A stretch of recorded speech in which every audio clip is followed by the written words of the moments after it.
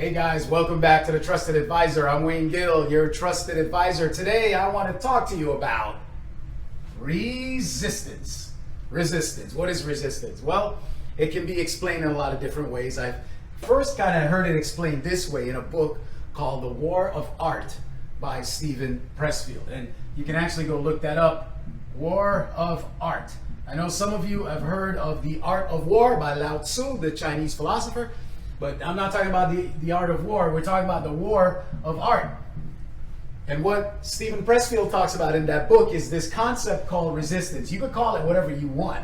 But the bottom line is this. Anytime you step up to do your art, whatever your art is, your art could be actually art, like you draw paintings, or you write music, or some other kind of art, or you do computer art, computer graphics, or maybe your art is you're going to form a company, right? Or you're going to build a community. Or you're going to go actually into the physical community, out into your world, and do something good, something sustaining, something that is going to just help other people, that's going to help you to self-actualize, for you to become all God created you to be. Whenever you do that, whenever you step into your God-given talents, your God-given abilities, and go out there and just try to make a positive difference in the world, one thing you can expect, my friends, is this thing called resistance. And the resistance you're going to feel and experience, not just feel it, you will feel it internally, but you're also going to experience it. It's not always external, like people who are trying to get in your way, right? That'll happen. Sometimes it may feel like the resources you don't have is part of the resistance. You're gonna feel that way, but a lot of this stuff is internal. It's the voice in your head, right? And the voice in your head sounds something like this. Let's say you were going to form a business, right? Or you're going to write a book, or create something, or do something worthwhile in your community. One of the voices will say something like, who are you to do that? You know, you're just Wayne Gill. Like, you can't go out there and feed the poor, or help, single fathers or single moms or children. Like, who are you? Leave that to the people who really know what they're doing, right? So you get that voice that's like, who are you, right? To question what you're doing. Sometimes it feels like that. Sometimes it feels like even procrastination. Like, it seems too big, so you just put it off and you don't do it. Or overwhelmed. It's like too much. Who can do this?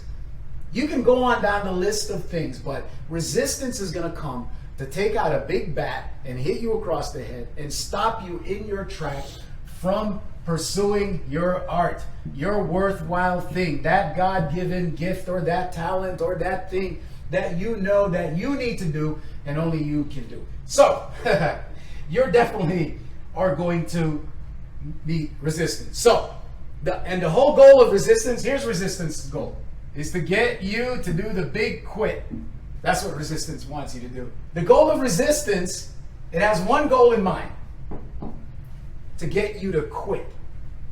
To throw your hands up in the air and surrender and say, no, this is too overwhelming. I can't do it. I'm not worthy. I won't make it. All those thoughts that are inside of your head. So you've got to learn how to push back when resistance comes. Because let me tell you something, friends.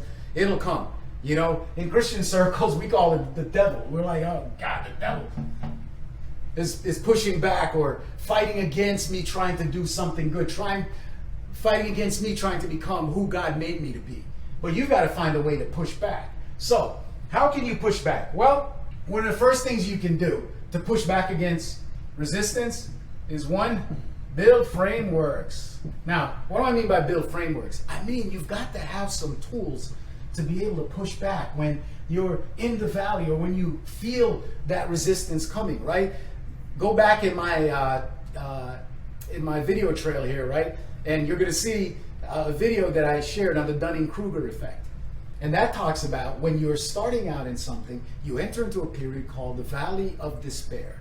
And in that valley, you'll really want to quit. But if you have the Dunning-Kruger framework, you know, oh, this part is temporary. Eventually, I'm going to rise. If I keep chopping away, if I keep learning, if I keep growing, I'm going to overcome this. I can overcome resistance, and I can win. So first of all, you've got to build some frameworks.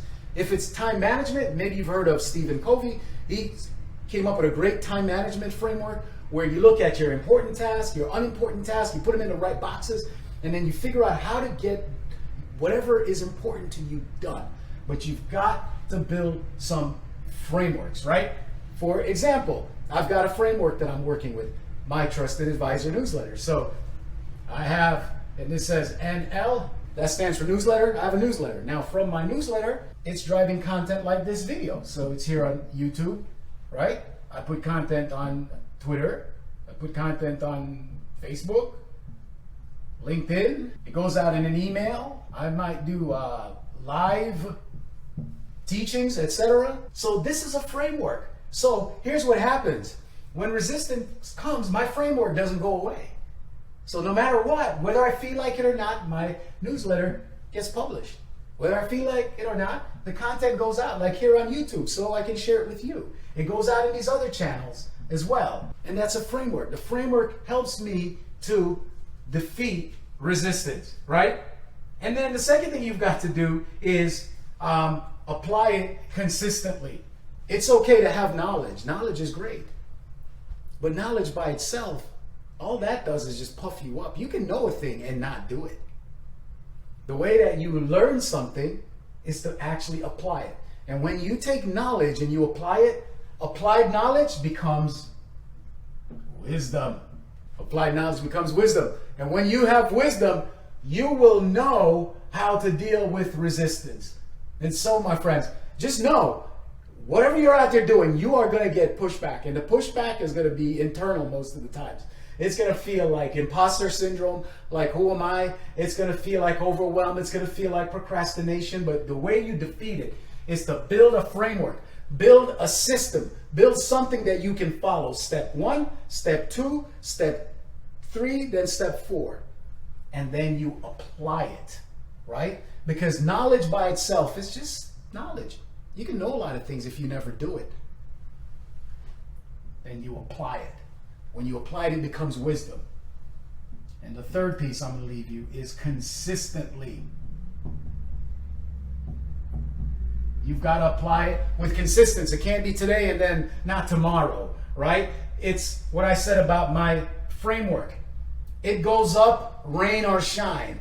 It goes up regardless of how I'm, quote unquote, feeling that day. It's a framework that has to go out at the scheduled time, and I put systems in place to make sure that happens at that time so that I can defeat resistance. Because here's the thing, my friends, resistance is never going away. You think you're going to get over it one day, oh, you're going to publish your newsletter if you're me, or you're going to write your book, you're going to run your business and you won't face resistance. Forget it.